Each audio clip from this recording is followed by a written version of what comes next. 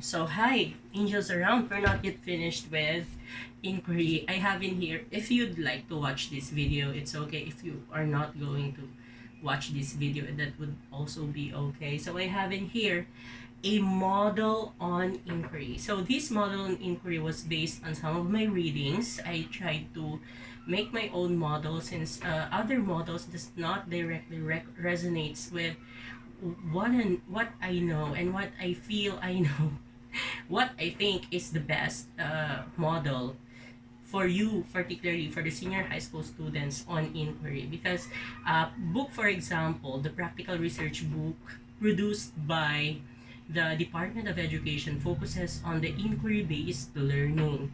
And inquiry-based learning can somehow be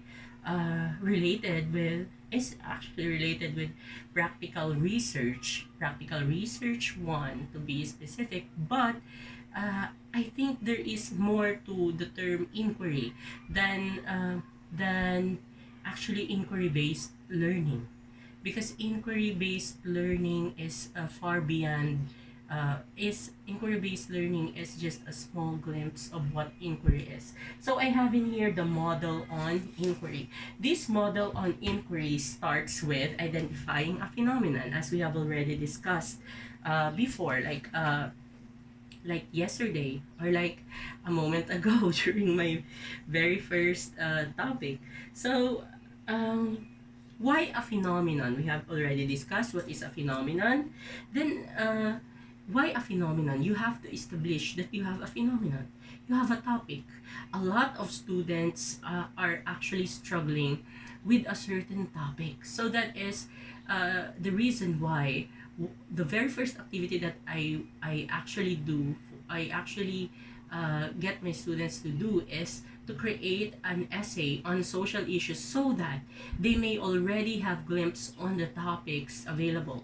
Then I will be sharing to them what are the best topics that I have received when they submitted already the essays, and the best presentation of data, the nicest of the essays, so that you also get to recognize the students who are doing better in your class, who are doing their best in their class, because you can identify effort a lot.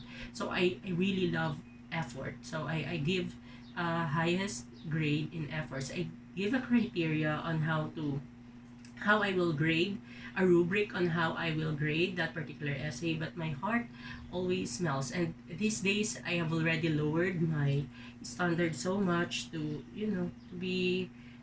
be at the level of where my students are, because when I first came to the Department of Education, it seems like my standards are very high and that my expectations are soaring high, that it has gotten to me. I've been frustrated in teaching the students or trying to get the students up above or far beyond what they are at, uh, what level they are right now. So, identifying a phenomenon comes first. After that, you check the background information. How do you do that? By simply, this is already in the bottle on inquiry.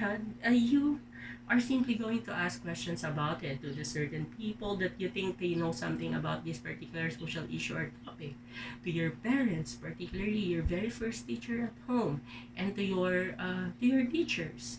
You take time to ask questions. You do not just ask one person, you ask many questions. You also ask your peers, your classmates. I will Some people who knows things about this thing may give you a far better idea, or better idea on what I got distracted, I'm sorry, far better idea of how to do that particular essay, or how to tackle the social issue that you think you would like to tackle, because you see the purpose to it, you see the importance, significance of tackling that particular topic.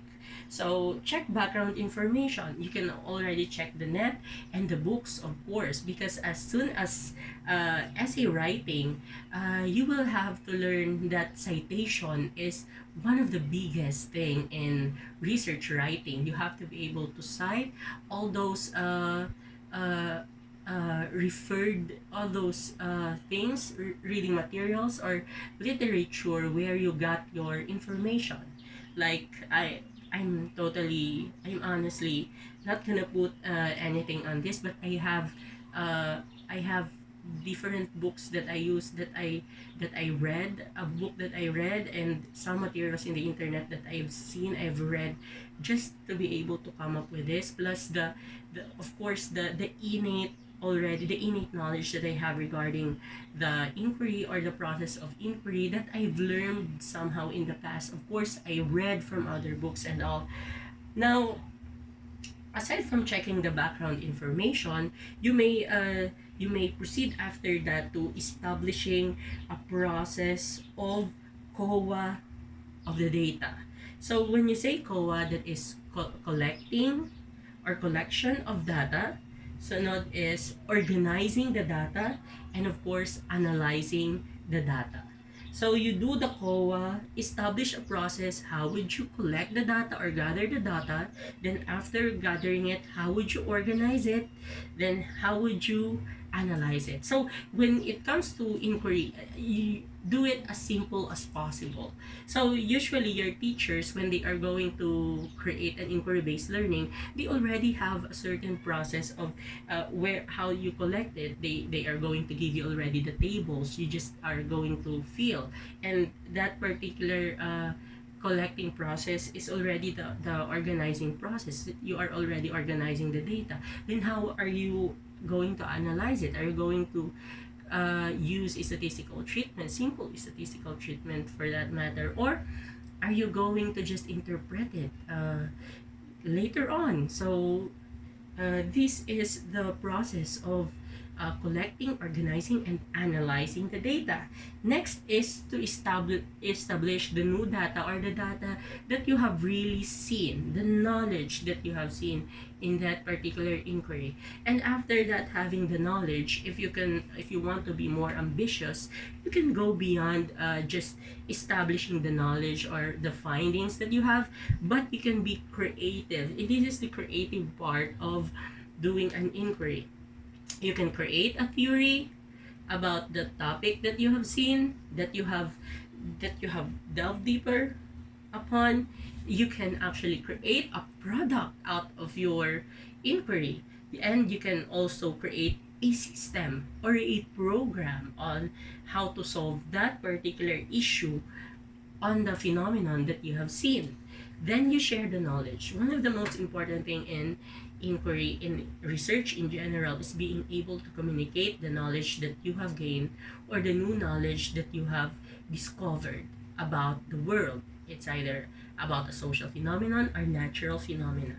And of course, it's cyclical, so or cyclical, so it goes around again, and you identify another phenomenon or another phenomenon where that particular theory can apply. You see if it does apply, then you created a product and you wanted to see if that particular product will work, or how to do that particular product, what would be the component of that particular product, or you created a system and you would like to find out how to do the system, or does the system work, if the system was already undergoing excuse me, if that particular system is working. So this is a process of inquiry, and it keeps on cycling. And at the heart of that is the reflecting process.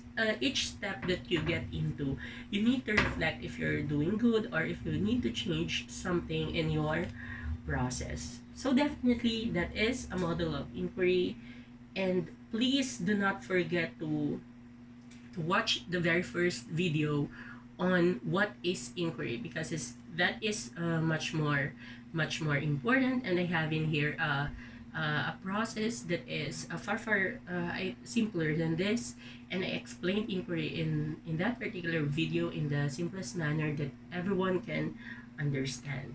So always remember, angels around. Thank you.